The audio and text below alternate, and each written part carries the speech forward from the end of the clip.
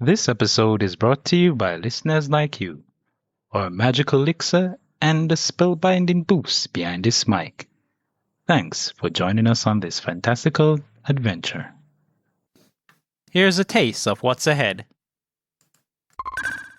For some reason, and I say for some reason because at that point, yes, I am understanding that, you are welcoming. And I guess probably that's how it started with slavery, me going back to slavery, right? But that's how it started with slavery, in my mind at least. Answers? Just moments away.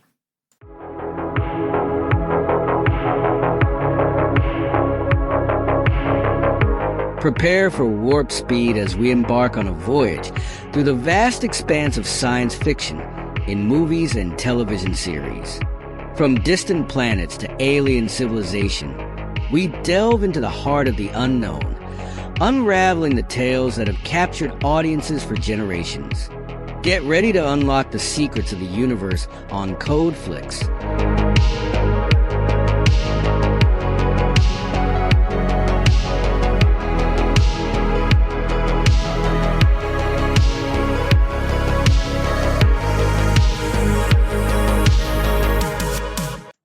Greetings, fellow sci-fi and fantasy lovers. Welcome to Code Flix, where we explore the TV shows and movies that shaped our imaginations. I'm Andre Bonner, and today's episode will be delving out pulp justice and the spirit of the skull in the movie The Phantom.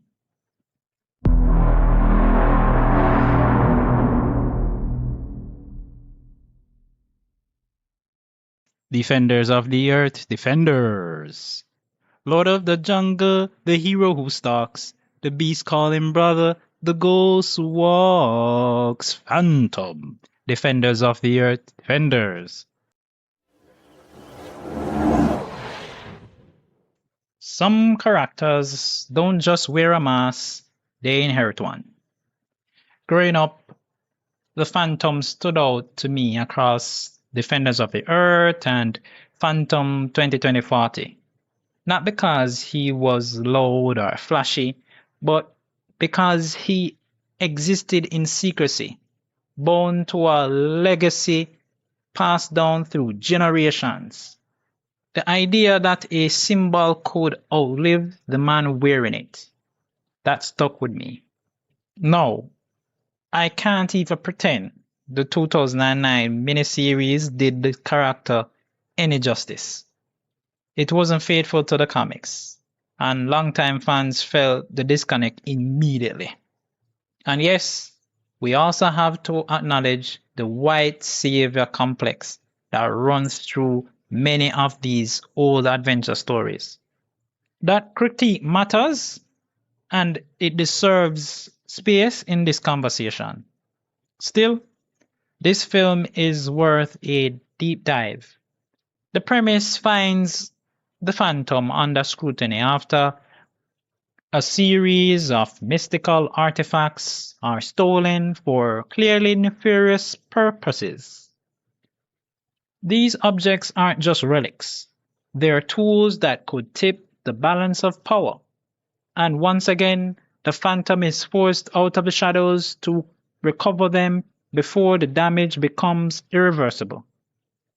So this episode isn't just about action or nostalgia. It's about legacy, secrecy, accountability, and whether a symbol built generations ago can still stand up to modern scrutiny. Let's talk about the Phantom, what it got right, what it got wrong, and why it still matters.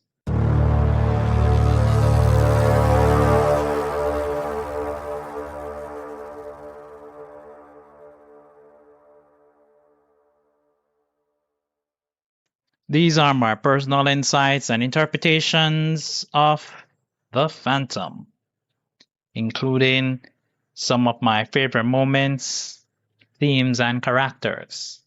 So, right off the bat, I just have to say that what The Phantom represents and what we understand has grown, right? Because of their amount of different adaptations, versions, I guess, that exists, right?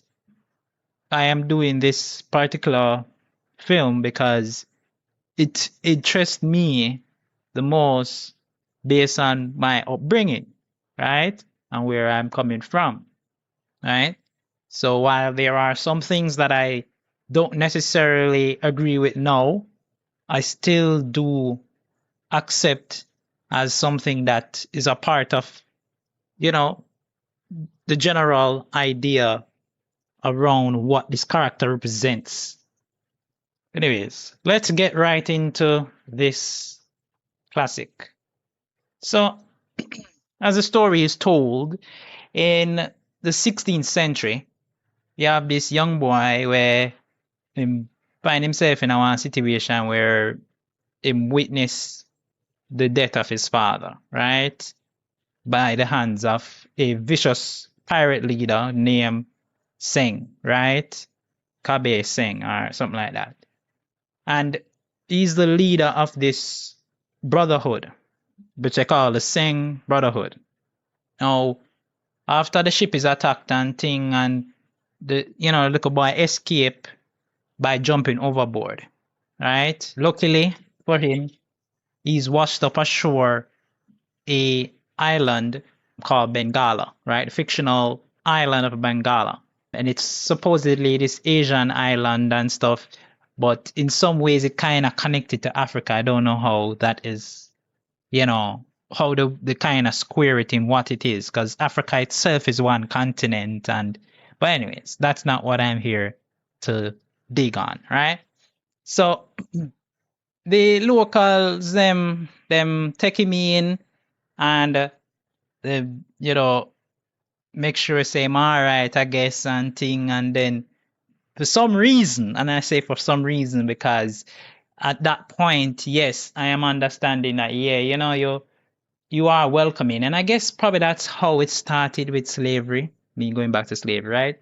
But that's how it started with slavery, in my mind at least, that Africans, people from other nations, especially when you have an invading force that comes into your culture and thing. At the time, you're probably not even, because you have never encountered anyone who has acted counter to, your own sensibilities and your own kind of way. Kind of for them where, it's about the community, it's about the tribe, right? And everybody looking out for one another.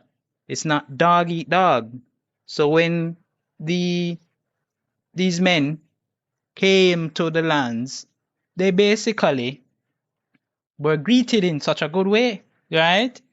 And then basically take them and turn them into, that is the slave, that we get to understand, right? And yes, I am well aware that this is being said within Black History Month, right? At the time of the publishing of this podcast, right? Episode. So, yeah. But essentially what I want to make the point about is that, they gave this young boy a fellowship. They invited him into their community without asking him for anything, right? After them help him and everything, they could have just say, all right, we help you and everything. Now go, leave. But they took him in and they might have trained him, I guess. Probably they trained him initially, the first Phantom got trained and thing. Probably that's why I'm taking on, the role of the mass avenger. Because yes, you want to seek revenge on those pirates who took your family from you, right? And you grow up to become more of an avenger, more of, more moral in most ways, and you're helping out because he has learned that now, I guess, from them. So they have transformed his way of, the single-minded mentality into protecting, and then he becomes their protector, I guess, right? Because he is given the skull ring. And what we see in this film is that the skull ring is this mythological object that has great power, right? And we'll probably discuss this later on as to what it actually does. But, you know, we are aware that the significance of getting something like that, and like I said, them just give, you know, the Indians, when the Europeans went to America and they landed, it's not like say they just gave them their land, right? Or just tell them, say, you know, whatever, right? Well, they did. They did give them the land, not knowing what it meant. They thought that it was a thing where they could share, yeah? And in this case, the way how they gave this young boy the skull ring, it basically say, hey, take this. You know what I'm saying? You're one now. You know? Yeah. So, back to the movie. So, what we get to understand is that the role of the Phantom is being passed from father to son. Yeah? For over 400 and odd years. Well, 400 years. You know, this current Phantom in the movie seems to be the 21st Phantom, right? So let's assume that it get in a role, you know, a little bit and thing, yeah, and you know, yeah, because the way how it is told. So it is 1938, right? And Kit Walker, he has now the reign of the Phantom and stuff, and we see where some grave robbers them come into the jungle searching for the burial place of the skulls. Now, the skulls of Tugana, right? They have mystical power as well, right? A very crazy part to mention is that at the initial stage, one of the man them will come there. They had like a scarecrow up, right? It's like they usually use them, I guess, to ward off people from coming to rob, you know, the place and so on. And usually locals know what it means when you see the scarecrow, it means turn back. So, you know, you assume, say, yeah, there's a scarecrow and stuff. So these white men, them go in and them feel, say, hey, we're going to rob this place and there's no consequences. But one of them, unluckily, the scarecrow come alive and strangle him, right? Which is, I think, a metaphor for the whole thing, you know, right? Because the place mystical and thing, but what we're getting is that, you know, it's just a way for say, you know, take it out of this, take us out of the norm, right? Make this sacred space stay sacred, because you know why anybody does a trampoline and not do anything, right? Now, when the skulls them are put together, we get to find out, say, it has some tremendous destructive power, right? Which we're going to, talk about a little more, right? Now, the Phantom, him, find out, I don't know, I guess probably he got a vibe or something, yeah, he got a vibe. Literally get a vibe because he's like, something wrong, beneath it, and he just spring into action, right? And he catches up to the man them on him horse, and him having wolf, with him, and seeking wolf on one eye man them, right? After he lick the man in a tree. I mean, the Phantom no play, right? And he ride them down and things, so then he catch up with them and thing and jump aboard the truck where them a try for escaping, because previously them come across one rickety bridge, right? So this rickety bridge, it can't really hold much weight. So them, have one little boy, one of the natives, them drive the truck across the rickety bridge, right?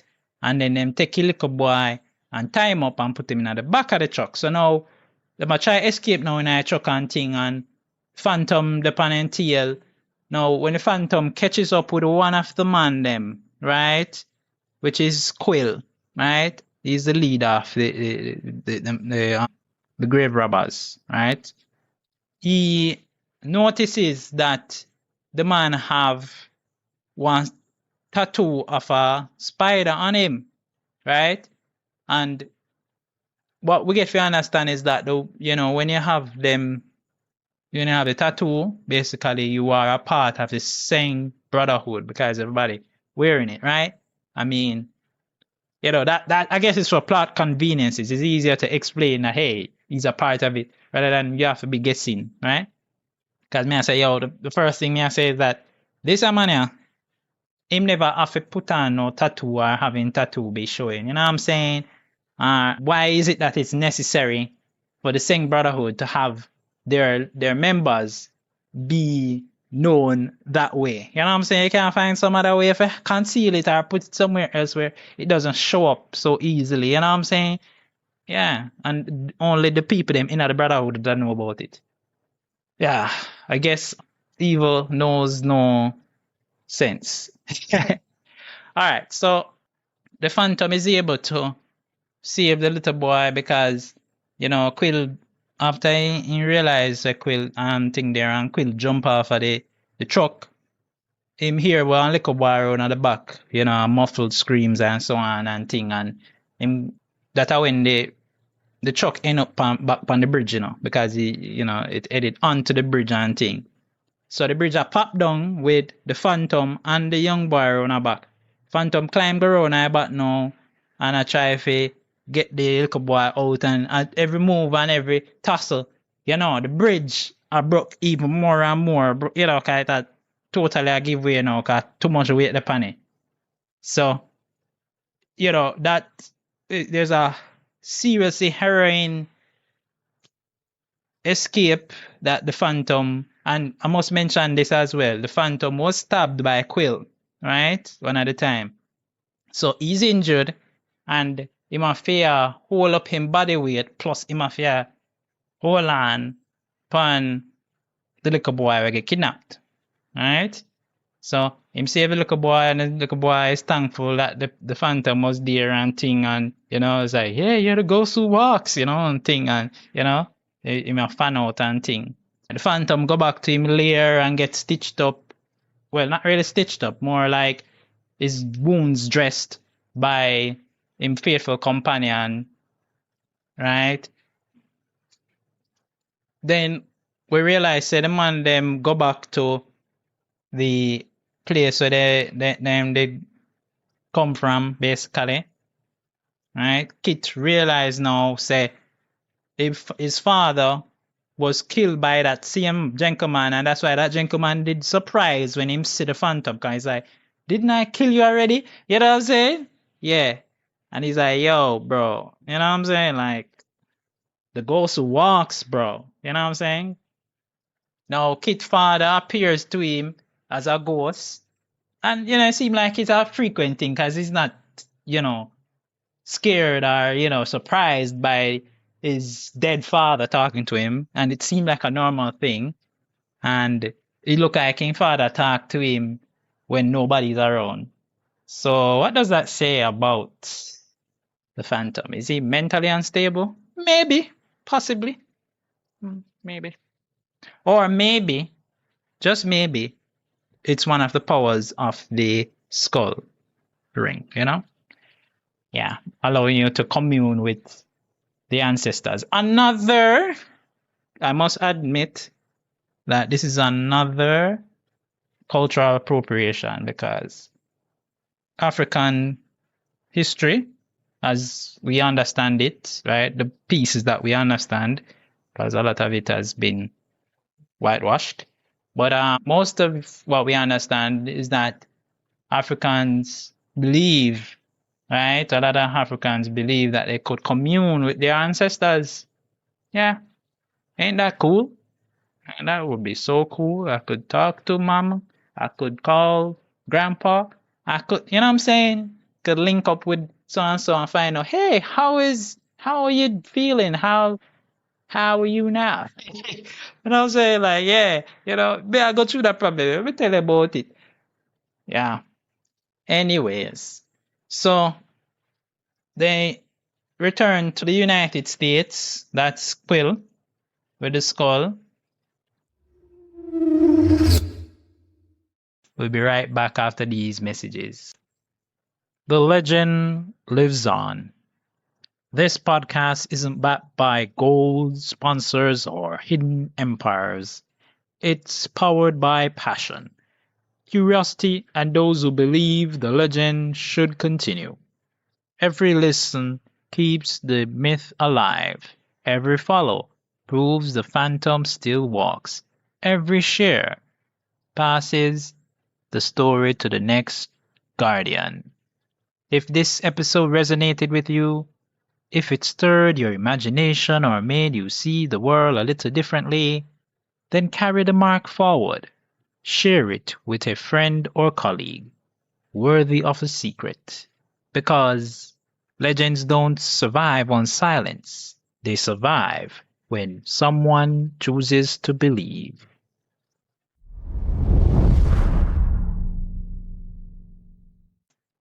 Kit now, him end up going to New York City, kind of trace down what go on, and him link up with him college girlfriend, Diana Palmer, right? Because I'm a frequent traveler, and our uncle Dave Palmer, him is a famous man because him own the World Tribune newspaper. So in this universe, basically, they have World Tribune newspaper, right? You notice that they always have, some media or something close to the heroes, someone who knows what's going on the ground and can give the heroes some insight into criminal activity. Yeah. Or in like for Superman's case, he literally works at a newspaper. Anyways, the paper, they might investigate one power-hungry businessman named Xander, right? Drax. Xander Drax. Ain't that a villainy name, right? And him is a shady character, obviously, with some reputation, may deal with a whole heap of criminal. Now, Palmer, him basically uncover Drax's connection to a mysterious, the same symbol that was on Quill, him have the spider web tattoo. Yeah. So him find the spider web symbol, right? And he realized there's a connection to Drax. So now him trace this now back to the Bangala jungle. Yeah? Can you imagine that? So now him send Diana in Nice for investigate. Right? But before that, he made the mistake. What enough people do is trust in somebody and you don't know if these people trustworthy. Him tell the New York police commissioner, who is very notorious because him basically his hands is in the pocket, so to speak. He basically I get money paid under the table by the same man, right? So you know how that go down, right? Drax have one female operative, right? Who have, her own team of air pirates, femme fatale, basically, right? She named Sala. So she hijack a plane and she abduct Diana and she take Diana to the waterfront base in Bangala. Yeah. So while then they know one thing, Diana they are basically have her tied up and Sala have Diana up, tied up and stuff. Now, lucky enough for the Phantom, right? Because he have ears practically everywhere, right? Probably one of those superpowers. Or in this case, basically, somebody tell him, Philip Harton say, he's the jungle patrol captain. And so him and tell the Phantom say, yo, them have Diana, right, and thing. So Phantom go in and thing. Oh, and I need to mention there's a funny moment there where the Phantom goes to the location, and I think probably the Phantom is the first, or yeah, it could be. I won't say it because I don't know exactly how much of the comic history really tells it, but the Phantom is one of those superheroes that,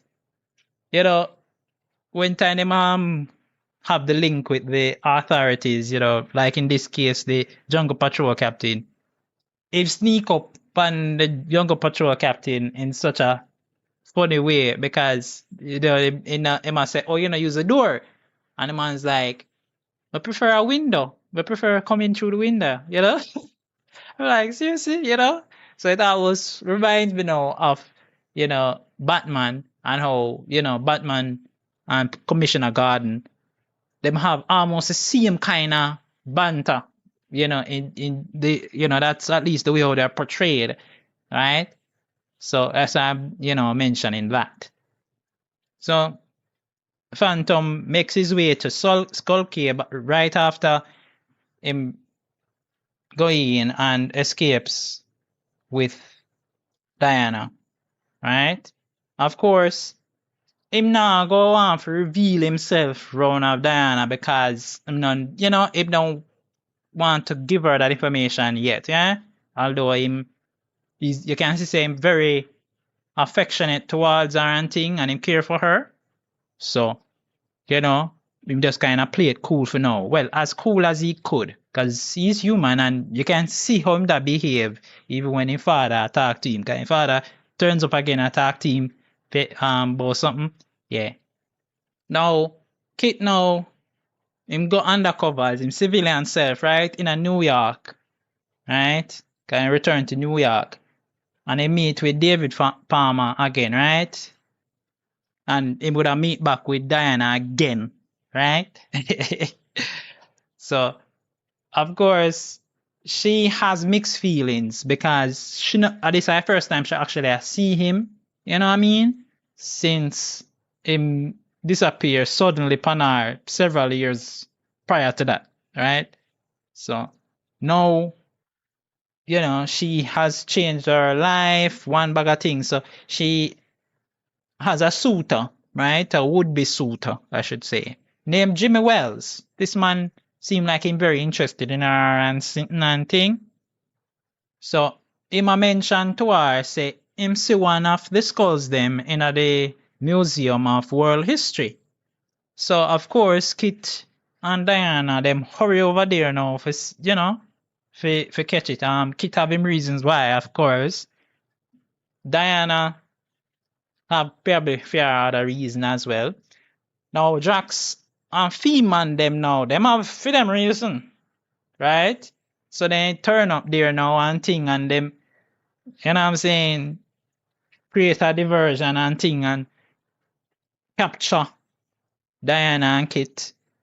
Them steal the second skull and then them take it with the first one they have and then put it together and it revealed to him the location of the third skull, right?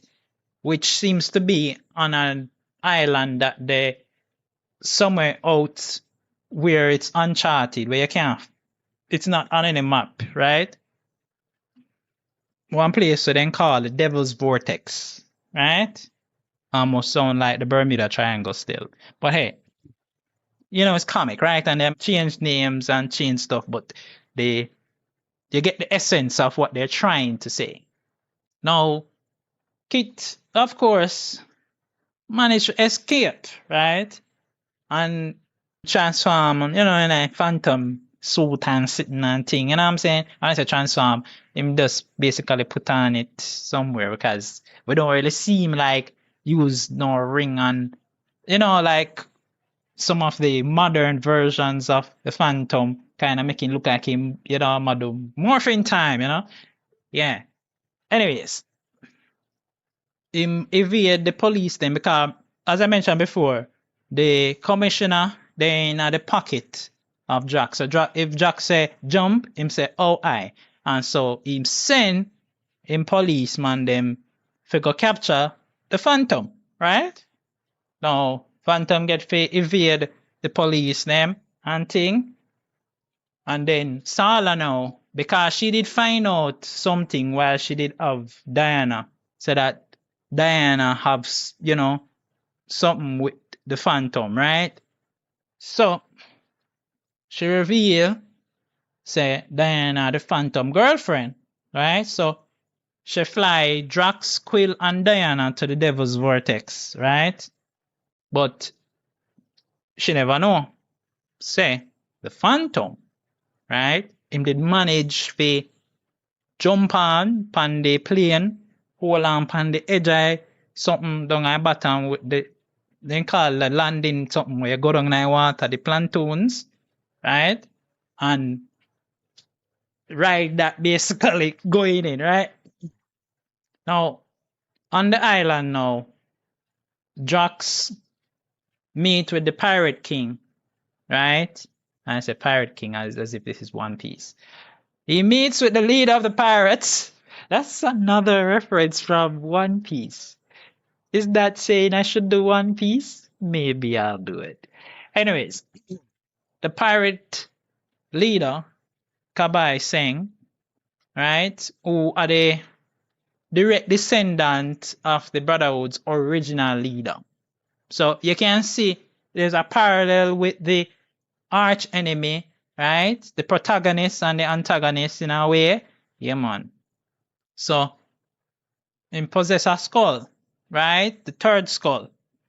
So, saying him one Drax about the fourth skull existence. Can I tell him, say, yo, bossy, that skull there, I better you know bother look feet because me I tell you say sitting, with that and thing and ray. Right?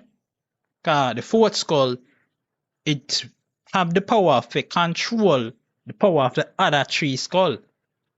Right? Yeah. So now the phantom hearing this and recognizing what's going on, I guess. Right? Him decide to reveal himself and him end up battling between Seng and Drax and thing and poor Seng him get killed by the sharks them. Right? Cause some sharks, in a lair and thing. And then Diana and Sala, when she see what go on, Sala now, he say, yo, me now want to be part of this. I better me cooperate with you, to, get yourself out of here because they're not busy about we cause we are woman. So they cooperate and then defeat the rest of the other man them and thing. Now Drax him lucky enough for see the skull drop a ground because saying dropping out the water and thing. Drop a ground. Saying catch you up with the other two we have, right? And him unite the three skull now.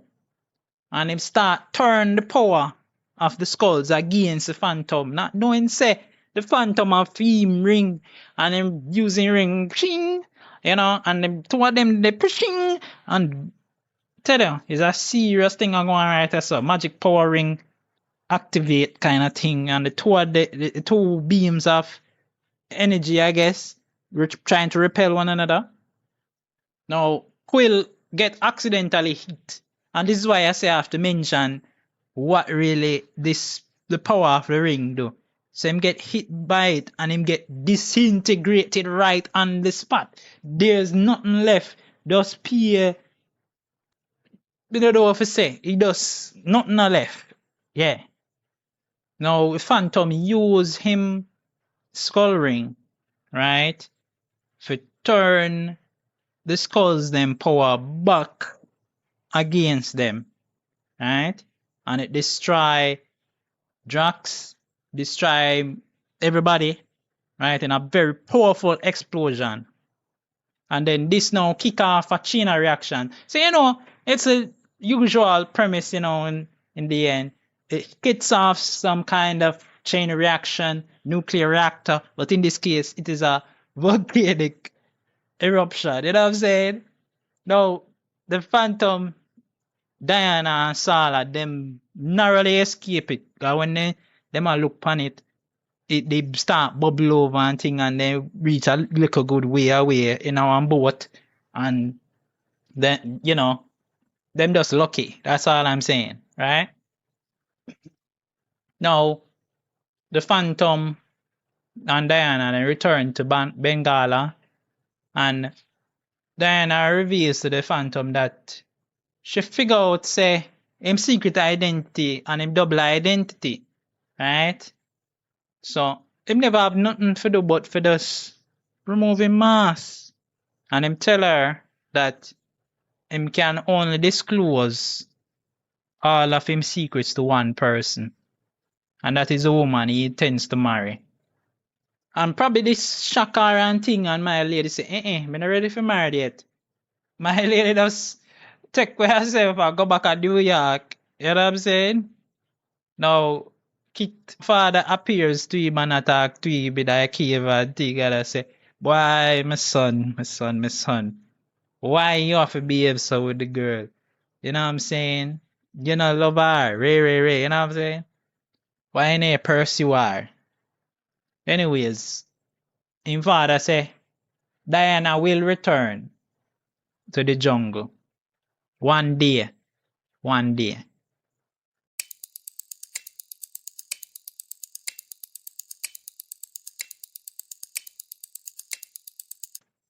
These are my theories about unresolved mysteries and some plot points. So, the skull's true power, right? I said I was going to talk about it. So let's talk about it. It has this ultimate power, right? Vaguely understanding how that works, because all we see is some energy blast, right? Fine. I wouldn't go to the point of saying immortality, because it doesn't necessarily provide that. I would, as I mentioned, it might have some way to keep a connection to the other side, right? To speak with your ancestors, yeah? Because Kit is able to talk to his father, right? Gain insight, and his father is able to give him something. You know, it's not like things that he might be remembering and a psychosis, right? It's more of like a guide. He's there, he's present, right? There are a lot of theories around this, of course, that the source of this, of these powerful mystical stuff could be some ancient alien tech, might have some supernatural origins, right? Yeah, because it seems like it defies a lot of conventional physics in its effects, right? So I would say that, I'd venture to say that the vagueness of it all is because maybe it's expected that we as fans would look at it as something that it's that unobtainium. It's that thing that, yeah, you don't have to question it. You just know, say it works a certain way. It does something, and it does it it can be very, very powerful and destructive, right? In the wrong hands. So the Phantom's lineage, right? How that continuity has been happening, right? Because we are told that it's been 400 years since the first Phantom, right? And they've managed to really maintain an unbroken succession, which obviously they would have to have, each Phantom would have to have a family and at least have one eligible son. I remember, say, back in those days, you know, kids born, kids die. Don't want to get into that, but yeah, it's, you know, to have that perfect succession, Maybe, again, could be the ring's power. Who knows? Or some kind of magic that the shamans them from the tribe bestow, and knowing how history has been told, you never know. It could be that there is a case where they have something, ways to make that possible that, every generation, you know what I'm saying? Every generation is a boy, and that boy can become strong enough to maintain that, right? Obviously, it is shown that the Phantom, and I like saying, stayed confined to Bangala, so I won't say that it's just because of Bangala or where he was protected, but because it seemed like in all of the Phantoms, them have gotten at least some college level education abroad, so then go to the US, wherever it is, and them go learn what they need to learn and thing, and then come back. So, you know what I'm saying? It's definitely one of those things, right? I did a little math, right? You want to hear the little result of that math that I did, because I was thinking about what would be the average rain and old would each, I would say all of them in Kitwater, but yeah, each son, right, would have to be in order to take over. So if we take it and say 20 of them, because the current Phantom is the 21st, right?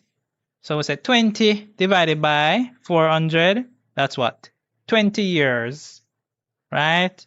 Each. So the reign is possibly 20 years. And I say possible because give or take, you might have a Phantom that might retire a little earlier or is injured in such a way that them can't continue. So the other Phantom have a take up earlier than than necessary or than planned, right? Which means that each Phantom would possibly, on average, reign for, would be 40 years when them reign end, right? So 40 years of age when them reign end. Yeah, around that age. So Kit's father, the way how them show it in the film, him look like a very old man. He could have lived longer, right? He could have lived longer, I guess. But it's one of those secrets of the Phantom, right? All right, so Sala's heel face turn, right? So it's very obvious, right, that hey, she have like a subtle loyalty shift as soon as everything got down, right? From Drax, and it just seems very abrupt. Can I tell you? Maybe it's that unrequited romance that she was expecting from the Phantom, because you can, they kind of hint at it that she kind of interested in the Phantom, but the Phantom, just like fan her off because he's more interested in Diana. And it could be, something about the brotherhood. The fact that it's a brotherhood and not like, you know what I'm saying? Another way to express, disgust at the male patriarchal, you know what I'm saying? Yeah, a long time woman will if you come up from under a man, you know what I'm saying? And that's the other day, you know what I'm saying? So it's possible that, hey, she might see this as a way for, you know what I'm saying, get rid of them, start afresh, probably, probably she she will continue to do her criminal stuff, but under her own terms, instead of working for the man, you know what I'm saying? Yeah. And then we have the Sing Brotherhood scope, right? So after the defeat, does the pirate cult still persist, right? You have Sing dying, after being attacked by sharks, right? And I guess if there was like a sequel to this, right? Or a reimagining of the Phantom, wink wink to the people them in Hollywood who might be listening out and want a good idea for something. Come on. We must can find something for this Phantom to reappear and loyal to the comics as well as loyal to what fans have come to expect about the Phantom. Right? Don't change it up so much that we have to wonder what the hell we are watching. You know what I'm saying? Yeah. So it would be good to see the Seng Brotherhood coming back, right, in some form. You know what I'm saying? Say, probably Seng did actually have one son, and that son, you know, him never really want to be thing there, but he turned to bad because, you know, that could be a good story. You know what I'm saying? Yeah. You know, he's forced into it by some chance, by some event, some situation, something, right? Yeah, I'm just pitching here, you know what I'm saying? Yeah. Contact me, you know, Andre Bonner. Yeah, I'm right here. Anyways, that is my theories and unresolved mysteries. So please share your favorite Phantom moments, whether there are those that you agreed with based on what I have presented, or, you know, what your theories are. You know where to put them in the comments.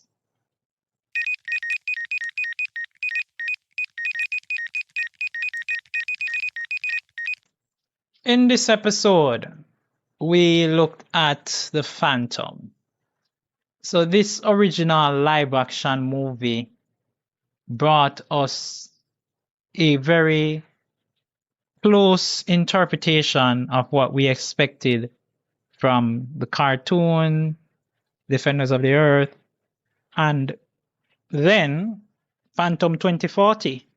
And this is why I'm actually doing this film, because I had to tell the story, and you know me, I like to start at the beginning, right? And in doing this film, I have learned so much about what the Phantom represents, you know, and what it was expected the Phantom was trying to accomplish, right? So on the one hand, as I mentioned, white savior complex, right?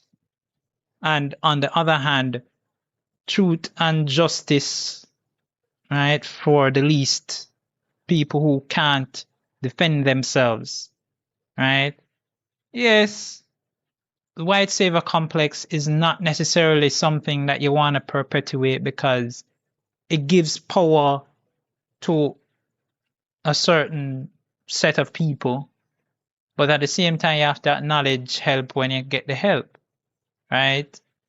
I'm not going to refuse help if I am getting the help, right? Even if I'm somebody who them skin color is a particular shade. And if you have been listening to this podcast, you know that it's always been about unbiased, skeptical reasoning when it comes to these things.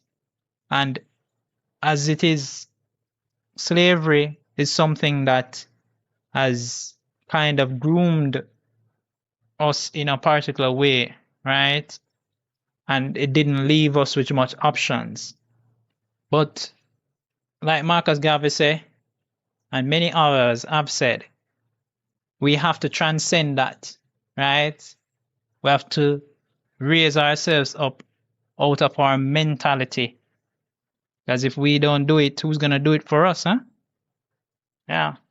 And with many things that are happening even around the world, where you have ethnic cleansings and you have people wanting better, right? This is something that I think we want more than anything else, justice. We're not waiting for one man, one woman, one person to come and save us. No, we have to recognize that we have to look at what we can do to help ourselves build a better society for everyone. Because there's space, you know, there's space for everybody. You know what I mean? It's just for us to recognize that. right? And to stop the perpetuating this us versus them, this understanding that, hey, we have done so much bad. Look at Salah, for instance. Salah, she has done so much to the Phantom and Diana, but yet still ended up helping out Diana when she needed it.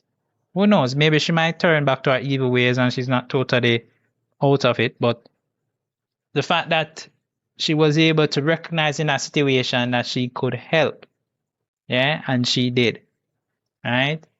And sometimes you want people to turn totally to your side, or you want persons to agree with you on every single item.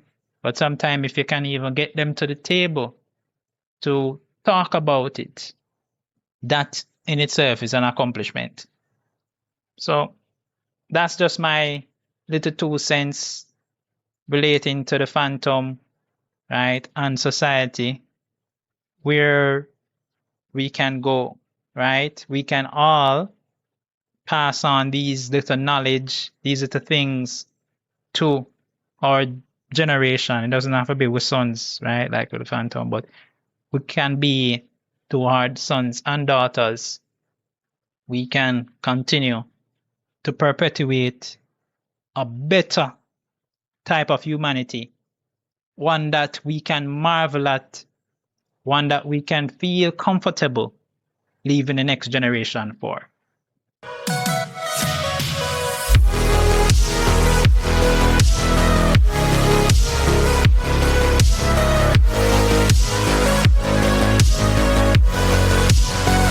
And that's the wrap on this episode. We've crossed another milestone, and now the mission continues as we set our sights on 2,000 downloads. If you enjoyed the ride, be sure to follow, like, and share. Thanks for listening, and we'll catch you in the next one.